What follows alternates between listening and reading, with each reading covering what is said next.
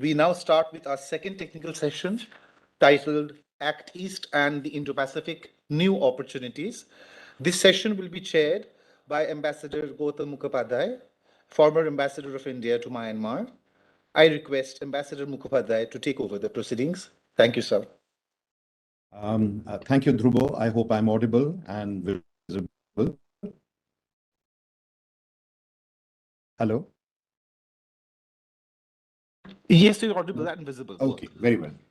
Thank you. And of course, thank you to the Indian Council of World Affairs, to the Director General, Vijay Thakur Singh, to Joint Secretary Nutan Mahavar, to Srimati Dr. Nivedita Ray, as well as to you for organizing this very comprehensive event that covers virtually the entire globe and, the gamut of our development partnership with the rest of the world.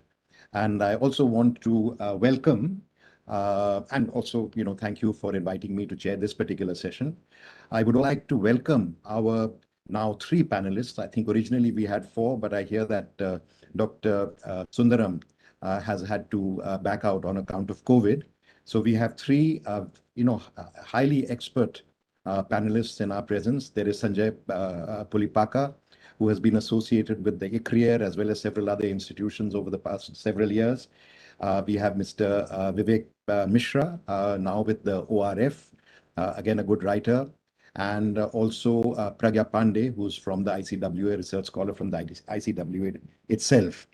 I'm going to sort of start with a kind of global sort of idea of our development partnership, just facts and figures, basically to locate where the Asia Pacific and the ASEAN stand in our overall development partnership.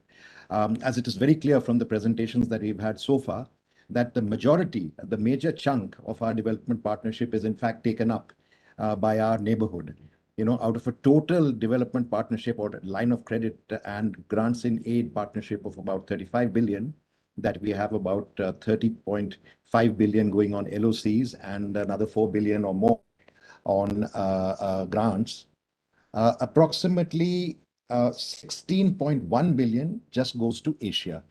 And within that, about 13.5 billion effectively goes to our immediate neighbors, Bangladesh with about 7.86, Sri Lanka with about 2.13, Nepal with about 1.65 billion, Maldives with about 1.33 billion. We have a 3 billion aid relationship with Afghanistan, and Myanmar standing at about roughly between 500 and 600 million in terms of lines of credit or grants in aid. So in effect, that leaves just about 2.5–3 billion for the rest of Asia, and that includes some major chunks that actually go to places like Myanmar, like Mongolia. So within that broad context, let me just say that instead of sort of going into greater detail about the details of our partnership with individual countries, which varies to some extent. Clearly, Myanmar is among the most significant partners, and that has already been dealt with in the last session. I'd like to just raise a couple of questions, maybe 5 or 6 questions. And I know the panelists have come prepared with their presentations, but if they could factor these questions in their presentations as well, then I would be very grateful. The first is this question that, about the philosophy of our development partnership. I think we take great pride in saying that it's a partnership. It's not a donor relationship. It's recipient driven, not donor driven. It is unconditional and not politically guided. At the same time, we also pronounce that in many ways, and rightly, that as within the framework of a partnership, that our development partnership is also expected to pursue our strategic, political, economic and commercial interests. And I don't think there is any great contradiction between the two, but it does indicate that, this assistance is not entirely disinterested. There is a certain strategic and political and economic purpose behind that aid, and we need not be apologetic about it. The question then comes up is, do we get the bang for the buck? Whether we are disinterested or we are interested, whether we get a bang for the buck for our development partnership expenditure in the countries and the geographies that we talk about. The answer may vary, and the bang for the buck can be political or it can be economic. So on the political side, do we get the political outcomes that we desire? Or are we satisfied with goodwill, as Shanti mentioned in the last session? And do we also get the economic and commercial dividends from that partnership? So this is one question that I hope you can address. The second is, this whole issue of conceptualization, coordination, and mechanisms. Do we have, when we conceptualize these eight projects and development partnerships, many ministries, many interests, water, energy, power, connectivity, transport, trade, investment, health, education, there are ecological, environmental considerations are all part of our, development partnership. Do we have the adequate mechanisms? Do we have an adequate coordination and do we have the kind of interministerial mechanisms or even intra-regional mechanisms that can coordinate these various aspects? I raised this question, for example, with the question of the trilateral highway. That we are spending, let's say, hundreds of millions of dollars in constructing the trilateral highway, or for that matter, the Kaladan project. But have we calculated, have we worked out how we are going to utilize this commercially or economically? What kind of trade benefits we expect? What is the actual pattern of trade that is taking place right now? And there I could sort of suggest to you that, in fact, the pattern of trade that we are seeing right now is of unrestrained imports of third country items without duties being tapped on it, and very little export from the Northeast. In fact, when I last saw the Land Port Authority website at the Moreh Customs Port, there was only one item of export that did not go out of the Northeast, that actually went out of the industrial heartland of India. And in effect, there are really very few import items that are shown, but the Northeast markets are flooded with cheap Chinese goods, including second-hand Chinese clothes, especially if you go there to the weekly markets. The third is the process and procedures. We go by the L1 procedure. Very often we have been, caught on the wrong foot with the contractors that have not been able to deliver.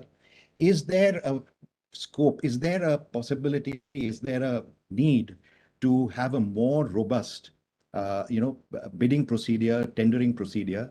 And also, is there a need to factor in incentives so that, let's say, if a contractor or if a project consultant is able to complete a project in time and within cost, that there could be some built-in bonuses to the contractor involved, which hopefully would eliminate some of the cost escalations that come up after that. The fourth question is the critical evaluation of our LOCs. Our LOCs tend to be G2G. And very often, they come to our lines of credit after they've exhausted the ADB, the JICA, and many others. And very often we are left with projects that are not necessarily their highest priority projects. And very often, because they are invested in government projects, they do not necessarily lead to the commercial spin-offs that we expect from our lines of credit. So, for example, we can provide a lot of earth-moving machinery to the Ministry of Roads and Construction in one country.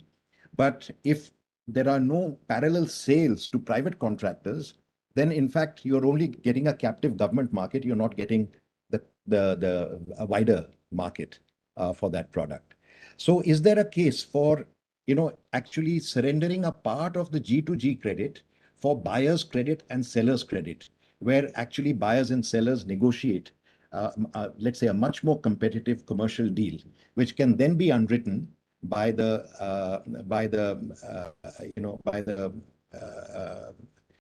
Ministry of Finance through the Exim Bank, not necessarily with a sovereign risk, but with a slightly discounted market risk. Finally, fourthly, there is the question of focus areas. If you see the range of our development projects, they range from everything from power to infrastructure to transport. Connectivity itself accounts for about 7 billion in 4 countries. Then, of course, education, health, IT, even agriculture, SMEs, water supply, sugar mills here and there. But is there a direction, and is there a need for a direction? In particular, I'd like to flag 2 areas. One is that given that most of the countries where we have our development partnership are agri-based countries where 60 to 70, if not 80%, actually live off the land and water and forests and are engaged in vocations linked to and allied to agriculture, livestock, forests, fisheries, etc. Is there a case that some of our development assistance should be targeted towards these sectors? And in fact, not necessarily directly at the primary sector, but at processing the produce of that sectors. And if we did that, we would be establishing a relationship that is much deeper in the linked to the people of that country, and therefore the political benefits and spin-offs would be independent of whatever political changes we might envisage in various countries. Then there is the geopolitical aspect. Can we use our development partnership, particularly in East Asia, in the ASEAN countries and the Indo-Pacific, as a kind of tool by which to compete with and challenge, let's say, the Chinese BRI? And if so, what kind of strategy would we need to pursue for that? We know China invests in large projects in infrastructure, power, ports, connectivity, and so on. Is there a case that we actually invest much more in people-centric projects, like I mentioned, agriculture, SMEs, and so on, but also in digital technologies? Digital technologies and digital apps are an area where we've made considerable advances in governance. Is there a case that, like we have with our space applications, that we can have a private-public partnership where some of our applications, health applications, education applications, ID applications, you can take any number of payment applications. These are introduced in many of the countries that don't have that capacity as a commercial, or at least as a semi-commercial venture. And lastly, this whole point about the civil society that was raised by Ambassador Ranjit Ray in the last session. Again, in our sort of predominance of G2G lines of credit, we completely omit the instrumentality of NGOs in aid delivery. And as you know, most of the West, in fact, conducts most of its development assistance with a lot of the developing countries through aid organizations who have far greater flexibility and also reduces the dependence on the accountability of the government to some extent. So I think these are 5-6 questions that I thought I would flag and leave my very distinguished group of panelists to. So let me begin, I think, as the order has been given to me, with Sanjay Pulipaka. Sanjay, the floor is yours, and I'll come to each of the individual panelists one by one. Since Shankari is absent, I think we have about 12 minutes for each participant. Thank you, Ambassador. Thank you, Sanjay. Let me at the outset thank the ICWA leadership, DG, Director General there, and all the rest of the staff, and of course, Dhruba Jyoti for coordinating this event. I have a small presentation, so let me run through that.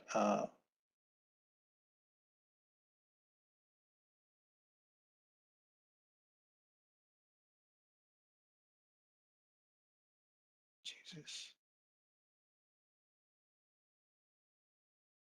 Okay. Can we ask the next presenter to make the presentation, sir, while I Okay. Yeah. All right. Vivek, are you ready for your presentation? Yes, sir, I can come in. Okay, excellent. Thank you for standing in. So the floor is yours. I think we'll ask Sanjay to follow. Thank you, sir. First of all, thank you, DG ICWA, JS, and the whole of administration, Director Research, and it's good to be back at ICWA. What I thought I'll do today is, and at the outset, let me say that there were some interesting questions that were brought by you, posed by you. I think I'll try to weave the first and the fifth, whether our tone of philosophy needs to change, and can we sort of use mechanisms for geostrategic competition. And I think that is where I'll locate my presentation today, which is on the Indo-Pacific economic framework. And I've tried to locate the whole concept of the Indo-Pacific economic framework. Of course, it comes with a caveat that the details at this stage are very scanty, but projections are being made as to what it will constitute in while it lays down its foundational pillars as digital economy, trusted supply chains, predictability of supply chains, clean economic growth, corporate accountability, anti-corruption, and so forth, which also go at some point links with the Biden administration's Indo-Pacific policy on some counts. Now, of course, this in the last week of May, just a day prior to the in-person summit of the Quad leaders in Tokyo, the IPEF, the Indo-Pacific Economic Framework, was launched along with Indonesia, South Korea, Malaysia, New Zealand, Philippines, Singapore, Vietnam, Thailand, Brunei, making up for 13 countries in all. And I'm giving this detail just because it's very new, and I suppose some of the people need that detail. Now, in terms of, so with the IPEF, I think the Quad countries, what they've done is that they've further tried to reinforce the Indo-Pacific partnership. It is expected to strengthen the geoeconomics, not only the geoeconomics among across the Indo-Pacific among its partners, but also, beyond what is now strictly the Indo-Pacific domain. And at the technical level, I think it seeks to strengthen the economic cooperation and enhance inclusiveness, resilience, sustainability, fairness, economic growth, competitiveness in the region, and so forth. And while it sounds quite repetitive in terms of what the Indo-Pacific policy seeks, but I think some of the details on anti-corruption and competitiveness goes into more details in the presser that was held on the Indo-Pacific Economic Framework. At the symbolic level, I think it shows a collective desire in the region, to sort of push an engine of growth in the face of rising competition from China. Now, the Indo-Pacific Economic Framework is also has been touted as an economic pact, but not necessarily, a trade pact without the tariff and the market access, of course. And that is also being seen as a way in which the whole issue has been circumvented from and differentiated from it being collated with already existing agreements like the RCEP or the CPTPP. Now, it primarily seeks integration with the participating countries on issues of trade, like I said, supply chains, clean energy, but importantly, it links those goals with climate agenda and goals, like decarbonization, infrastructure, tax, and anti-corruption, and so forth. To my mind, I think the IPEF is likely to seek a collective approach to building a regional trade cooperation, also building resilience in terms of and preparing for crises like the COVID-19. Now, in the other aspect of IPEF is, of course, based on the lines of climate, of the Paris Agreement, which hopes to develop a sustainable and durable infrastructure, cutting across innovations in technology to fight climate change. This may help square some of India's regional objectives in the Indo-Pacific with the domestic goals in achieving its clean energy targets. Now, what is the geostrategic significance of the IPEF? One is, of course, that it leads to the strengthening of the economic leg of the Indo-Pacific strategy. Now, for a long time, you see that we've seen that the Biden administration, as soon as they've come into power, of course, what is happening in Russia sort of distracted them from the Indo-Pacific policy. But there's also a sense that there is an asymmetric focus on strengthening of the Pacific theater, and not necessarily the Indo-Pacific, because they're seeing, what is happening around the Oceania region, the Solomon Islands being a prime example of what's going on, the increasing push on Australia, driving the United States to sign something called the AUKUS. So for the US, I think the IPEF is also, and I'll come to what it means for India, but just giving the broader context in terms of what it means for the US, they sort of, to my mind, they want to balance the AUKUS, which is purely a strategic dimension of the Indo-Pacific, which needed to be balanced with an economic leg. And therefore, you also saw that AUKUS brought with it an excessive focus in the Pacific theater. So to that extent, I think the IPEF redistributes focus with a fairly benign component, which is the economic wing and cooperation in this expanded Indo-Pacific theater. Now, for India, I think the IPEF could well be the opportunities in strengthening the Act-East orientation and consolidating its Indo-Pacific strategy. Particularly India's decision to join the IPEF, I think, strengthens its activism under its Act-East policy, and also it sort of sits well with the overall Indo-Pacific orientation. In the recent years, India's trade in the Indo-Pacific has grown rapidly, and its overseas investments are now being heavily directed to the east, but at the same time also being weighed in by the West investments and outlook in the West. Now, India's signing of the Comprehensive Economic Partnership Agreement with Japan, South Korea, and Singapore, and also its ongoing trade negotiations with ASEAN, clearly outlines the momentum that I just mentioned.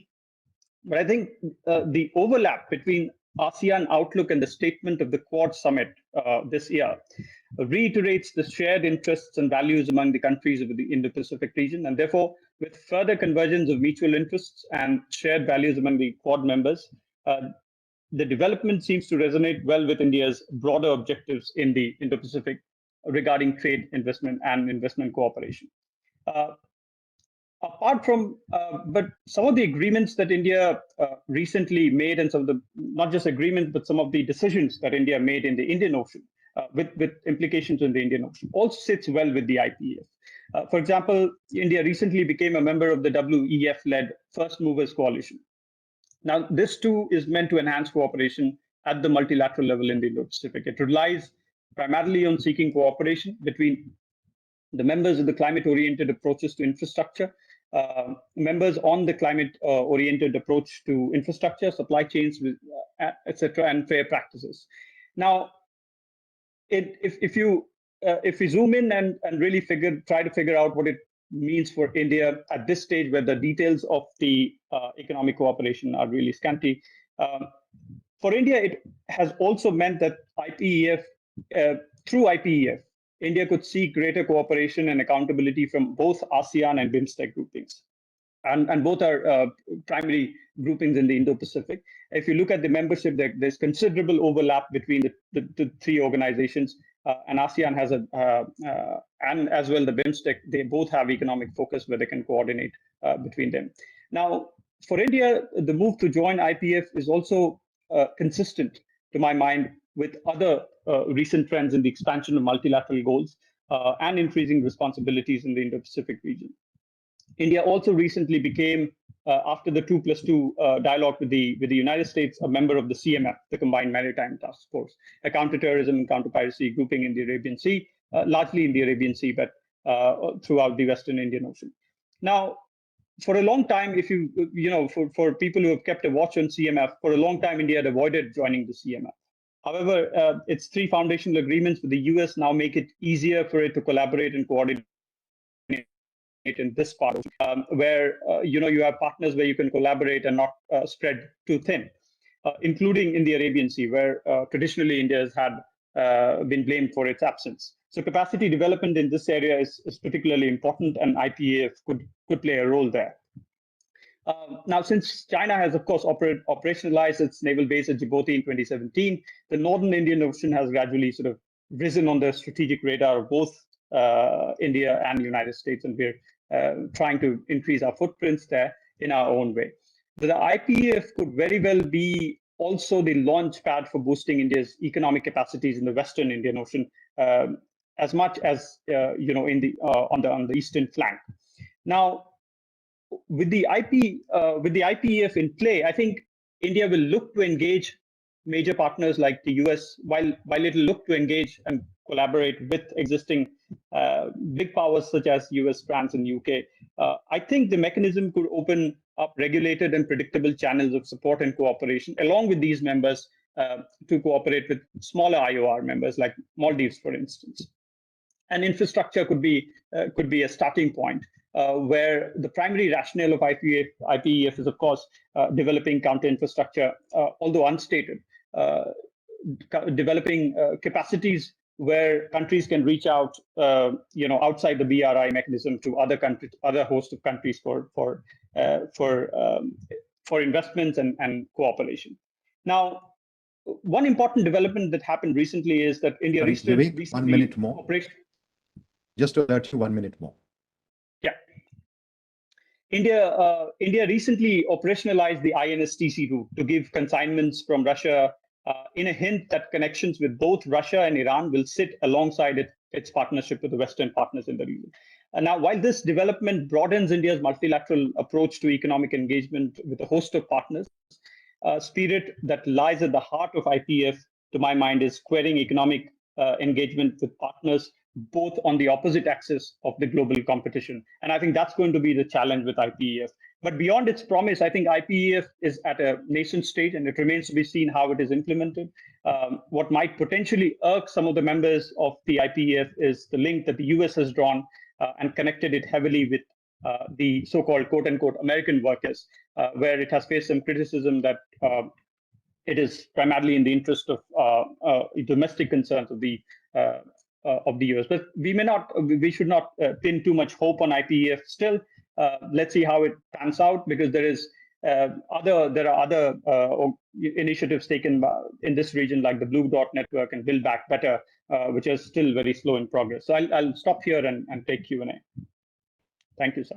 Thank you very much, Vivek. I think really very topical presentation. You brought something that has been just very fresh off the block to our attention, as well as its implications both for the Pacific as well as the Indian Ocean.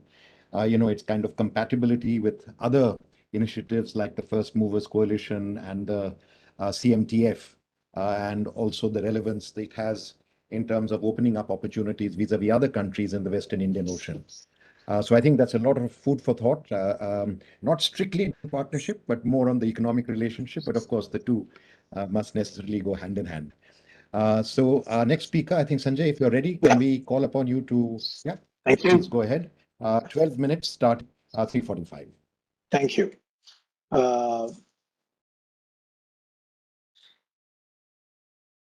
Many thanks, Ambassador Mukhopadhyay.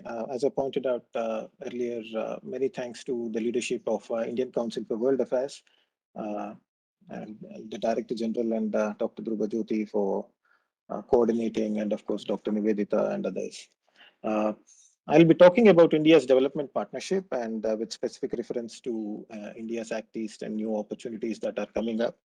I mean, quite often what happens is it is assumed that development partnerships are a consequence of intensification of power politics in Asia in the recent past, especially in the last decade with the rise of China. It is often stated that India is trying to expand its influence through development partnerships to counter the activities of adversaries or competitors. Per se, there is nothing wrong with it. I mean, after all, nation states need to counter adversaries and competitors. But we need to remember that India has a very long history. Probably the earlier presenters also pointed it out, that we have a very long history of development partnership. It is strictly not development partnership, but in 1953, India went in, India's election commission organized elections and came back. That tells you the scale of things that we were doing immediately after independence to promote democracy and other important political developments.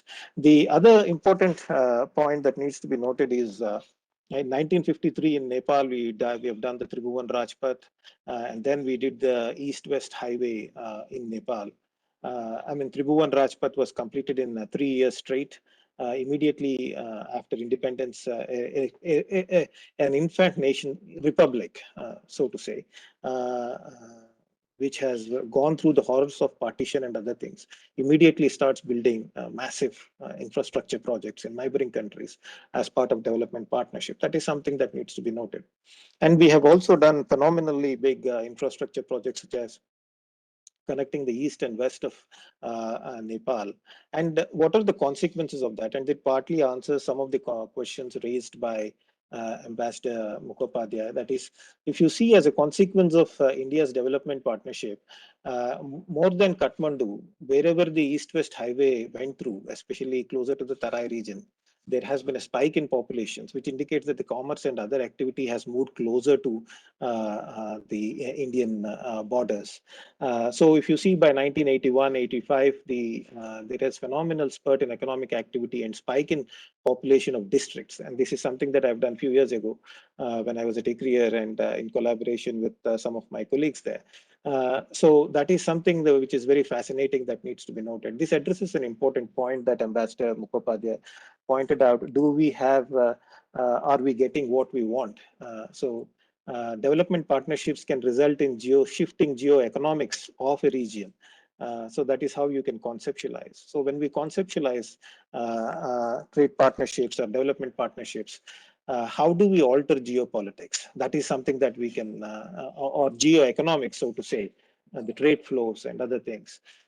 But if you see by 2011 onwards, Kathmandu starts rising because the connectivity projects in between 1990 and 2000 have gone down in the Terai region that India was implementing. In the recent past, of course, we are implementing fairly large number of connectivity projects now, railway networks and new road networks. So it will alter the geoeconomics of the region. So this is one of the ways in which you can create geoeconomic frameworks through which you can have desired outcomes.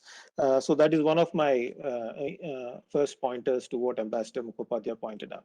Then in Myanmar, the other example, many people have pointed out, we have done a range of capacity building work and in agriculture, whether it is in healthcare, digital technologies, and there are some positive things as well, that is housing projects in Rakhine province that we have done. In the recent past, because of the increasing incidence of violence, what we have seen is India's development partnership has been hampered. But there is a larger question, that is, we often talk about, as the first question raised by Ambassador Mukhopadhyay, we often talk about values, right? I mean, stakeholder participation. How do you ensure stakeholder participation in a context which is defined by hierarchies, inequities, and tremendous diversity, and in an authoritarian context? So how do you ensure stakeholder participation? And one of the ways in which India has been trying to grapple with, I'm not saying we have a complete solution to this problem, but one of the ways in which we have been trying to grapple with is doing small development projects and high impact community development projects. That is what we have been doing in the recent past, scaling up these projects. Of course, it raises a lot of concerns in the countries where these projects are being implemented. For instance, in Nepal, when I did my field visit there, people at the central level started complaining that, look, you are doing these small community projects right at the grassroots. The union government and others should be kept informed and other those things. All those things are logistical issues. But the point is, when we do this aid, having values, articulating values, but at the same time, operationalizing values requires very fine diplomatic maneuvering and subtle approaches to ensure that the benefits of development partnerships are spread across the society and not merely confined to one ethnic group or to a small section of the population. Of course, we are doing a range of other cultural and educational partnerships in Vietnam, in Cambodia, Angkor Wat, and other things. These are the ways in which we can build networks into local populations, cultural organizations, in addition to trade and commerce and those developments. In the recent past, we have seen a spurt or spike in India's engagement with Buddhist networks.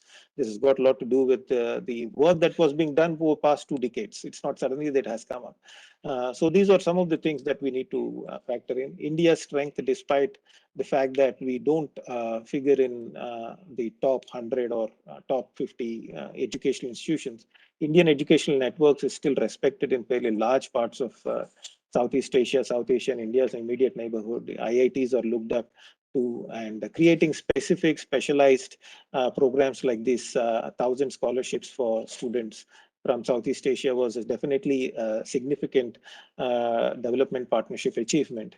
And of course, we have a range of other ITech and Mekong Ganga scholarships and other programs. Probably what we can consider something like 100 PhD, integrated PhDs in IITs, probably we can open up our IIMs to these things, because at the end of the day, developing business networks also comes from giving space to these youngsters from various countries in India's immediate east so that they can access Indian Institute of Management and others. Of course, Meghalaya, Shillong, and other places have been doing some of these activities, but the point is to systematize and scale it up in a big way so that the long-term business interactions between communities, business communities is established between India and the Southeast Asian and the larger East Asian countries. The other important point in the recent past that has come up is the third country partnerships. We have been talking about Quad, trilaterals, and others. Vivek just pointed up to IPEF. This third country partnership is not something new. This is not merely a recent phenomena. It started off in 1958 when India and Nepal and United States started an agreement to develop road networks in Nepal, and they even created an organization called Regional Transport Organization. The objective was to build fairly large number of road networks, but it couldn't take off because at that specific point of time, the coordination between various agencies did not work out. According to the documents released by US State Department, I mean, this is the data from State Department archives that I'm quoting now. But the point to be noted here is even in these documents in 1950, late 1950s, you notice that Indians and the United States agencies are complaining about lack of technically trained local workers. So what is it that they were doing in late 1950s? They did not take their own manpower to build. They were trying to source local people, ensure local participation. So how do you overcome these challenges of lack of trained manpower in localities so that you don't have to take manpower from your own country to do these things? Of course, in the recent past, this has been revived.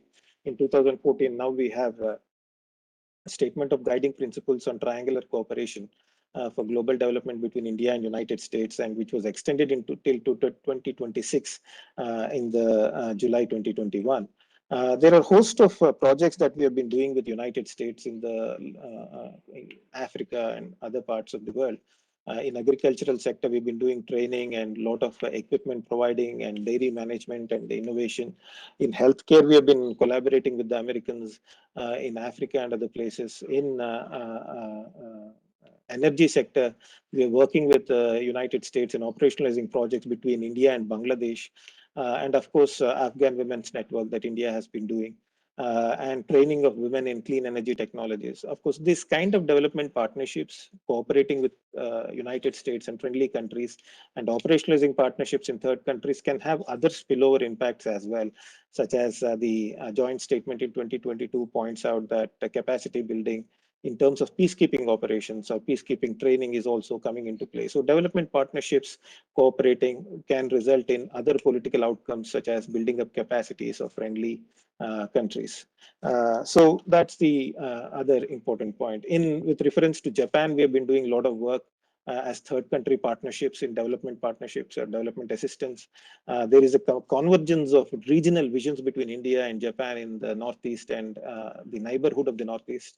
We have an institutionalized framework called Act East Forum that looks into enhancing the connectivity in the region between Northeast and the neighboring countries. Of course, Japan is doing lots of development partnership activity in terms of big B projects, coal-fired power plants, and of course, the port projects and those things. So what is interesting in the Japan's approach and India's approach is they dovetail into each other's connectivity visions and developmental partnership vision. So that is something that is fascinating in terms of third country partnership. And in the recent past, of course, both of them have reiterated the importance of expanding this experience in India's immediate Northeast to other parts of the world, including ASEAN and Pacific Islands. I won't much go. Sanjay, 1 minute more. Yeah. Dr. Mishra has pointed out to Indo-Pacific economic framework for prosperity. But what is important to recognize here is there is a growing recognition. I mean, the IPEF is based on growing recognition that the assistance programs of other big powers such as China and others have not resulted in consequences that people wanted. So as a consequence, we are seeing developmental partnership being can be revisited through IPE frameworks. One important point here is in terms of supply chains, quite often resilience of supply chains is being articulated. The private companies have a lot of short-term efficiency benefits that come from doing supply chain networks with China. But long-term resilience is a challenge. So how do you facilitate that shift, and what kind of development partnership should be taken note of? And finally, to conclude, India's development partnerships will increase in the coming years because Indian economy is growing and there is greater opportunity and clamor for India's development partnership. India and Quad countries can cooperate on various issues, not merely collaborating, coordinating. For instance, if India is putting a second oil pipeline into Nepal, what is it that Japan and United States can do with reference to that specific project? They don't have to participate in the specific project, but we can coordinate. That is one of the important things. And how do we build resilient supply chains? How do we identify partners? Those are some of the important things. And some of the questions raised can be addressed by, is there a need for, because the scale of questions asked by Ambassador Mukhopadhyay in terms of coordinating with various departments, various countries' departments, one of the suggestions quite often comes from various other agencies of different development agencies across the world is that it's time for India to have its own development agency. Of course, it should be led by MEA because geostrategic, geopolitical consideration should define it. But is there a need to create a comprehensive agency to take forward development partnership? I'll stop here. Thank you, Ambassador. Thank you very much, Sanjay. Again, very interesting presentation. Thank you for underlining, I think, that very important point about the link between development partnership and geoeconomics, of which I think Vivek spoke on the other half. Very good information and historical information as well on triangular relationships, including current possibilities and potential. One very interesting point that you made was on education, which I would like to flag in particular in the context of conflict-affected states. I mean, we have around us in our neighborhood, both in Myanmar and Afghanistan, seriously conflict-affected states where actually people are unable to pursue their education. And is this a good opportunity to step up our education scholarships, in particular to students from conflict-affected areas, particularly Afghanistan and Myanmar, which are of intense strategic importance and value to us, increasing capacity in their respective countries, and also offer alternatives for a new generation that is in fact at this point stranded from that point of view because of violence, instability, and repression. But I leave that question generally for the ICWA to take up.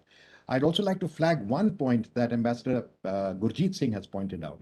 He's asked this question, and maybe you could come back to it in your final after Pragya Pandey has spoken, which is, other than Bangladesh and possibly Myanmar, where has Japan been enthusiastic to work trilaterally with India in ASEAN or the Pacific? So maybe you could come back to it in the final round that we have. Thank you very much, Sanjay. Thank you very much, Vivek. It's now our turn for Dr. Pragya Pandey, research scholar from the ICWA. Pragya, the floor is yours. We are starting at 4 o'clock, so 12 minutes, 4:12. Thank you, sir. Thank you, Chair, for the opportunity. And yeah, so in my presentation, I'll be focusing on India's development partnership initiatives, which India has taken in the Pacific Island region. And also I'll look forward to the areas of opportunities for further cooperation in the sector of development partnership. So if you look at India's approach towards the development partnership, India's approach has largely been focused on two major pillars. First is, of course, the development cooperation, incorporating the idea of partnership, which means working for the goal of working for the mutual benefit. And the second pillar is focused on development cooperation based on priorities of the partner countries. So the most fundamental principle in India's approach has been that the cooperation is respecting the development partners and is guided by their development priorities. Development partnership has sort of occupies a very central place in India's foreign policy, and over the past few years, it has increased significantly in terms of scope and the areas that are covered under the development partnership. India's approach is largely a human-centric approach, which focuses on diversity, care for the future, and sustainable development. The model is largely comprehensive, and it involves multiple instruments, including in the form of granting aid to the countries or line of credit and capacity building and technical assistance. Now, coming to the next slide, please. Next, coming to the my focus area of presentation, which is the Pacific Island region. Next slide. So India is a committed development partner for the island countries in the Pacific Island region, but it has increased. One can say the role has enhanced over the past few years only. The Pacific Island countries are basically, I'm referring to the 14 island states which are located in the Southwest Pacific Ocean. And if you look at it geostrategically, they are part of the larger Indo-Pacific region. And over the past few years, with the increasing salience and discussion around the discourse of Indo-Pacific in the regional and global discourse, so the focus has also come to the Pacific Island region, which are the island countries, which are basically, they lie at the crossroads of strategically significant maritime trade routes. And they are, most of them are relatively lesser developed economies, but they have a significantly large and resource-rich exclusive economic zones. So that is why they are attracting more and more attention from the regional and extra-regional powers over the past few years. And their relationship with the major powers, if you look at their relationship with the major powers, including United States or China, it has largely been driven by aid narrative. So that has been an important focus angle of their relationship with the major powers. In the recent, over past few months, if you look at the region, it has been in news for a lot of important, significant developments have been taking place. The most important one, recent one, has been the previous two presenters have spoken about the Indo-Pacific Economic Framework. So Fiji is the first country in the region which has joined the framework, the IPEF. And prior to that, Solomon Island and China deal security agreement was created a lot of tension among the traditional players in the region. United States expressed concerns about the deal and the nature and the transparency nature of the deal which was signed with the Solomon Island and China. And also Australia and New Zealand have expressed their concern about the deal. So therefore, there is a lot that is happening in the region, and it is getting more and more, or one can say it is seeing a greater engagement from major powers, including United States and China, of course. So now, looking at India's interaction with the Pacific Island countries, it has traditionally largely driven by the engagement with Fiji and Papua New Guinea, where India also has diplomatic presence. And it is mainly driven by the large presence of large Indian diaspora in the region. So this map basically shows the island states which are located, which I'm referring to in my presentation as the Pacific Island countries, which I'm talking about. So India's relationship with the Pacific Island countries has largely been driven by the presence of Indian diaspora, particularly in Fiji and Papua New Guinea. And traditionally, if you look at it, in the region has not found much, significance in India's foreign policy till date. However, in recent year, there has been a gradual shift in India's approach towards the region, and this change can be attributed to various, economic, strategic, and geopolitical factors. At the same time, India's own Act East policy has been one a major factor for pushing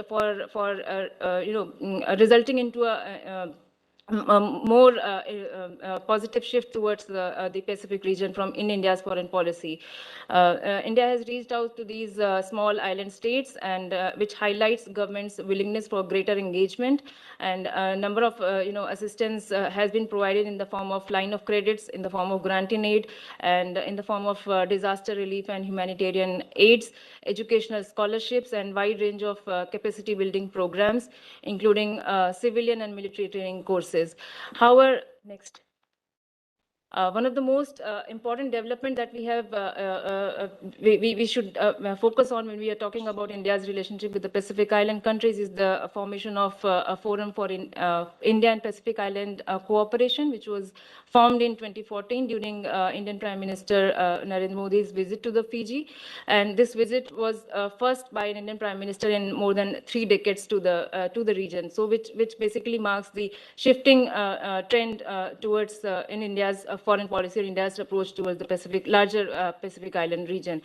So FIPIC is a multinational platform which was launched in 2014, and the inaugural summit was held in Fiji with the heads of state, heads of governments of these countries and India participating in it. A number of issues were raised at the meeting, and India launched a number of initiatives as well. In terms of granting aid, India has begun to provide aid to the Pacific Island countries only since 2006, which was at that point of time it was $100,000 to each of these island countries, and during the first summit it was increased to $200,000.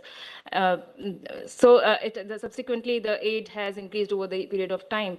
And recognizing climate change as a major issue of concern, special adaptation fund of $1 million was also announced, which was to provide technical assistance and training for capacity building to the island countries in the region. India also announced a Pan-Pacific Island project for telemedicine and teleeducation, and also expressed willingness for solar energy projects in the Pacific Island region at the community level as well. Also another important focus area which was discussed at the meeting was space technology and application of space technology for improving communication and quality of life for people, and possibility of sharing the data that could be used for monitoring climate change and disaster risk reduction and management in the region.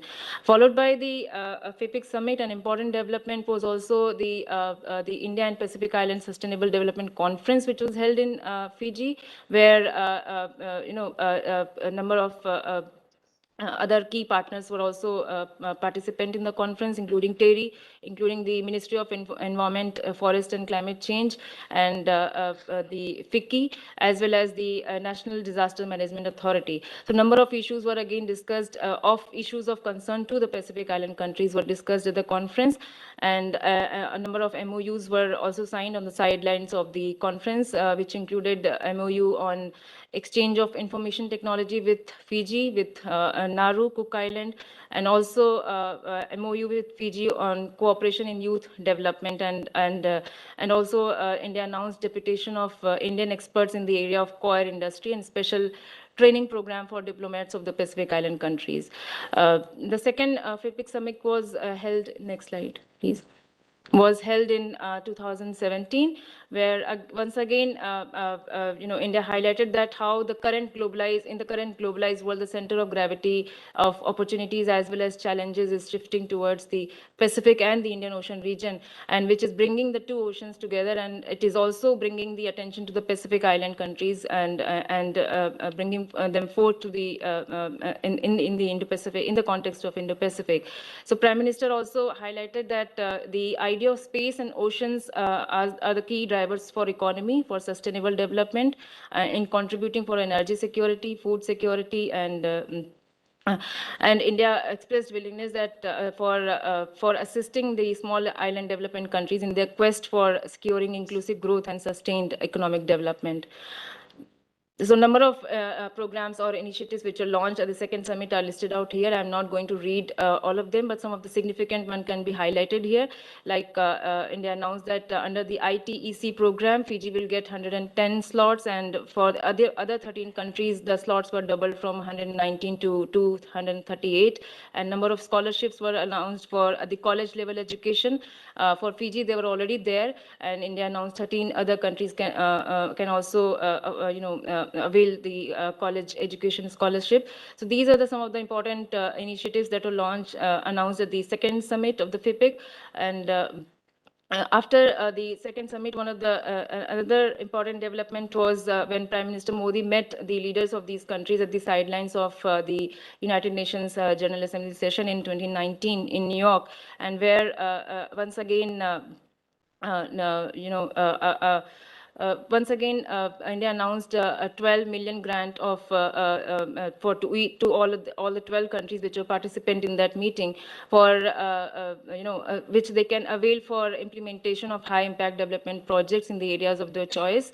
At the same time, India also announced a concessional line of credit of $150 million, which can be availed for undertaking projects in the areas of solar and renewable energy and climate related projects. Next slide, please. If you look Pragya, at the 1 minute more. If you look at the the island countries in totality, Fiji of course has been much more. India has had much more closer ties with Fiji, and during the Prime Minister's visit in 2014, number of MOUs were signed with Fiji, and India set up a Mahatma Gandhi Center for Excellence in IT in the Fiji National University under the CDAC program. And besides, in Papua New Guinea, also India provided a line of credit of $110 million for infrastructure-related projects in the infrastructure development projects in Papua New Guinea, under which two major road projects were covered, which were finalized in 2018. So now coming to the next slide, please. India has also been an early responder to the Pacific region when it comes to in the areas of humanitarian assistance and disaster relief, programs, and has provided from time to time assistance in case of disaster whenever these countries have been struck by because there have been numerous instances of tropical cyclones that the island countries have faced. So India has sent assistance in those instances as well. Indian Navy has the capacity to provide coastal surveillance and hydrographic surveys assistance to the Pacific Island countries. So that is an area that can be explored as we move forward in future. And I have highlighted certain core areas which can be focused into when we are looking for opportunities or we are looking for further to develop the development cooperation initiatives in the Pacific Island countries in my slide here. And overall, one can say that, as Prime Minister Modi has said in his speech at the Ugandan Parliament, that the focus of India's approach is to build as much local capacity and create as many local opportunities as possible. And the approach has been focused on making it transparent and need-based approach, focused on for an inclusive relationship with the region, to work towards a peaceful, prosperous, and resilient Pacific region. So with this, I will stop here and take the questions if there are any discussion around. Thank you. Thank you, Pragya, and thank you to all three participants for sticking very closely to time and being very to the point and focused in their presentations. Dhruva, I think, and also thank you, Pragya, I think, for the bringing out the strategic sort of salience or the additional new strategic salience that the Pacific Island countries have got recently, particularly with the kind of attention they are getting from major powers, particularly China. And the fact that India has been quite quick off its foot, starting with Prime Minister's visit in 2014, the first FIPIC, and then the subsequent meetings, including the 2000 meeting on the sidelines of the UNGA. Once again, focused on very, need-based development partnership programs. A lot of attention to things like space, climate, renewable energy, IT, and so on. That I think we could leverage our strengths for. So I think very sort of interesting presentation on the kind of new thrust area that we have extended from, they extended the activities to the Pacific Island countries. So Dhruva, I wonder if you have any questions other than the one that Ambassador Gurjeet Singh posted on the chat. Any questions from the Q&A that you could post? Please go ahead and do so. I have 3-4 private questions which has come on the private Please message. go ahead. Yeah. And please address them to the concerned speaker, and we'll give each of the three speakers a chance. Yeah, one of the question is, how do people in Southeast Asia view India's efforts to conserve ancient heritage monuments in the region? Another question is, what has been the fundamental reasons over which a number of BRI projects, which example has been given, Malaysian high-speed rail, have been revisited or cancelled in the region? And how does China view IPEF? These are the questions that has come in the private message. And Ambassador Gurjeet Singh has asked, other than Bangladesh and possibly Myanmar, where has Japan been enthusiastic to work trilaterally with India in ASEAN or Pacific? Yeah. Okay, so I think we can start with you, Sanjay, in the quick Q&A, and I think you can take the questions that that seem particularly relevant to you, followed by Vivek, and then ending with Pragya. Yep. Thank you. One of the things, other than Bangladesh and Myanmar, of course, where there is significant overlap in visions, it was started off for some reason it didn't take off. That is Asia-Africa Growth Corridor. that was supposed to take place with collaboration between India and Japan. That's an area where there is significant possibilities of collaboration between India and Japan in terms of development partnerships, which will have a spillover political and other impacts, because we have significant diaspora along the East African coast who are also business persons, who are also engaged in local economies. So how do we leverage that with Japanese technology and those things? That is an area that can be looked at. The other area where in recent past where there was some enthusiastic participation was in Sri Lanka with reference to Eastern Container Terminal, which did not go off because of local protests and other developments there. Having said that, in addition to these things, we should also figure out what is our need.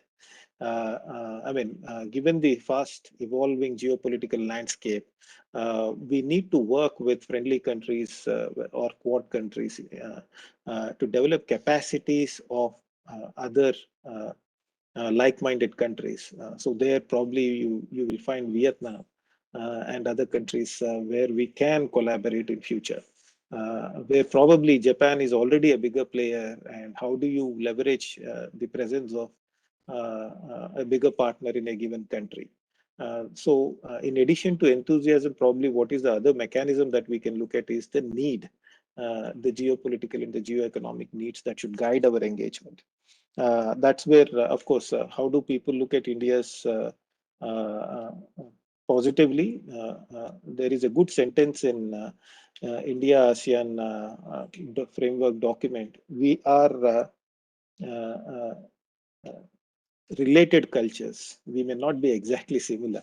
We are related cultures. So therefore, any attempts to develop or rebuild, for instance, in Myanmar, the Buddhist pagodas that are being built, if you do it in a way where you are celebrating the local ethos, local culture, then it will have a positive impact. I'll stop here. Probably IPEF, Dr. Mishra can take. Okay, thank you, Sanjay. Vivek, please go ahead. Thank you, sir. On the question of why BRI projects are being cancelled, I mean, there are two levels of perspectives. One is, of course, the China's internal constraints, where due to COVID and breakdown in supply chains, there have been limitations on how much China really wants to spend in countries like Pakistan, for instance. The other is host countries' ability to sort of implement those and on-ground realities. Like in Pakistan, for instance, many of these have derailed because of attacks from the TTP and the BLA on Chinese nationals, and of course the inability, the instability in the governance system, the government fell out, etc. But there are other issues too. But majorly these. On the question of how does China view the IPEF, there are no surprises there. China views it as, it called it as an economic NATO. Of course, because the primary rationale behind the creation of IPEF has been that it is projected, not stated, but projected as an alternative in the longer run to BRI. And therefore, China fears that there will be a decoupling of the economies from the BRI. And there will be some sort of strain, because if you see the composition of the IPEF, as I said, there are overlapping memberships with ASEAN, where China plays a crucial role. Lastly, I'll take just a minute and a half on touching on the issue of two questions that Ambassador Mukhopadhyay raised. The need to change, whether there's a need to change the donor philosophy. I think we are already undergoing, by the constraints, and in a good way so, of our ability to extend help and the mechanisms through which we are extending help. For example, if we extend some of the, the LOCs that we extend are naturally tied to our own targets, both domestic and international, on climate change. And therefore, we are regulated by these targets. And therefore, there are certain accountability factors that creep in. And I think that, that change is a welcome change, because, there has to be certain accountability in that sense. Finally, can we use mechanisms mechanisms in extending investments, etc., for geostrategic competition? I think I think we should, but and there are signs that we gradually are moving in that direction, not necessarily by strategic compulsions, but by the design of mechanisms that we are engaging it with other partners. And there will be certain compulsions which will take us in that direction, perhaps for the better. Thank you. Thank you. Pragya, would you like to comment on anything? So there's no particular question which is directed at me, but and on the IPEF, certainly China has clearly slammed it, as Vivek also pointed out. But one thing to note here is that when Fiji was joined the IPEF, it was also the time when Chinese foreign minister was visiting the Pacific Island countries, and he was in Fiji at that point of time for the second China and Pacific Island regions foreign ministers meeting. So, and there was also a lot of media report that China has intentions to sign a region-wide agreement with the 10 countries, similar to the nature that China has signed with Solomon. But that didn't really work out. There was no agreement which was signed after the meeting. But but there has been a changing, you can say, geopolitical environment is there, where we see recently Solomon Island and Kiribati both have shifted their ties from Taiwan to China. So they are in need of assistance and they are looking for partners. So if China is able to, and China, the nature of the amount of aid and amount of money that China has invested in over the past few years in this region, China has sort of replaced New Zealand as being the second bilateral lender. Only Australia is ahead of China as of now in terms of the amount of aid which is provided to these countries. So there is sustained effort, and there is a very you can say aggressive effort from Chinese side to enhance and its diplomatic as well as its economic presence in the region. From India's perspective, although we have started and we launched the FIPIC summit in 2014 and increased the amount of aid which is provided, and some sort of lines of credits were provided, MOUs were signed, but after that not much progress has been made after 2017, or one can say after 2019 meeting. So I think there is a need for a more comprehensive region-wide approach. First of all, India should start because our diplomatic efforts are more focused on Fiji and Papua New Guinea, because that is where we have the presence. So I think there is a need for a region-wide approach and a more comprehensive approach as we look forward to engage with the region. So I think I'll stop here.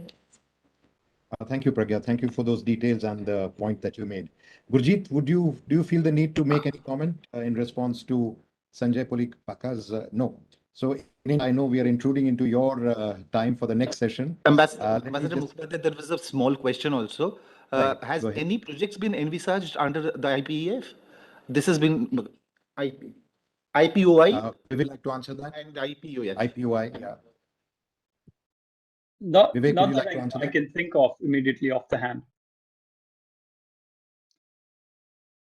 So let me round up. I think, I think all the presentations have spoken for themselves. I think they were extremely good, extremely competent, a lot of depth, a lot of layers, a lot of interest and a lot of detail.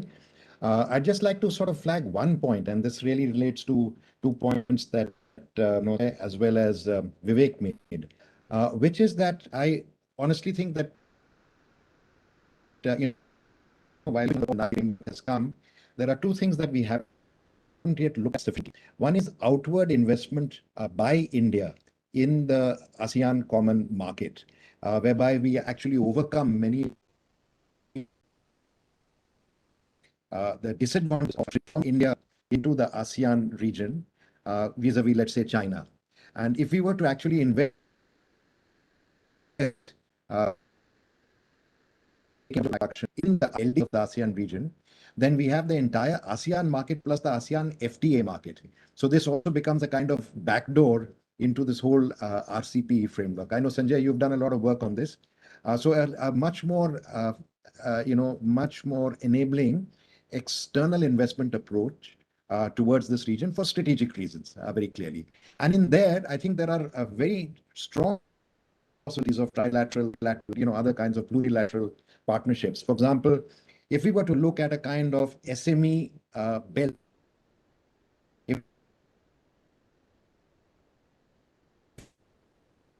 it changes from northeast away, corridor, we need to make a break between the dimension. The maritime dimension is extremely well suited to global chains, Asia Pacific growth corridors and so on.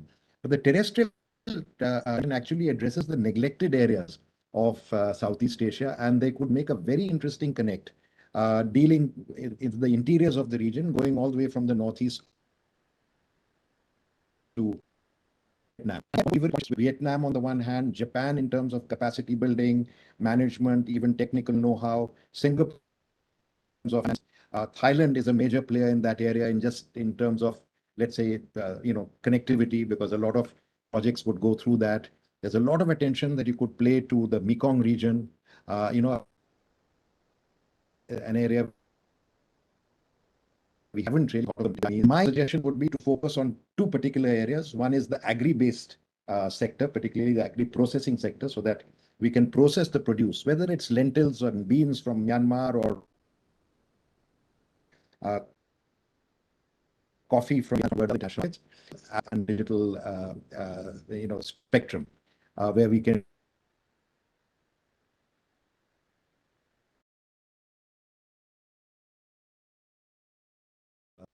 those words I will end go back for the next session. Thank you. Thank you, Ambassador Mukhopadhyay. And I also thank the speakers for sharing their views. With this, we come to the end of the second technical session.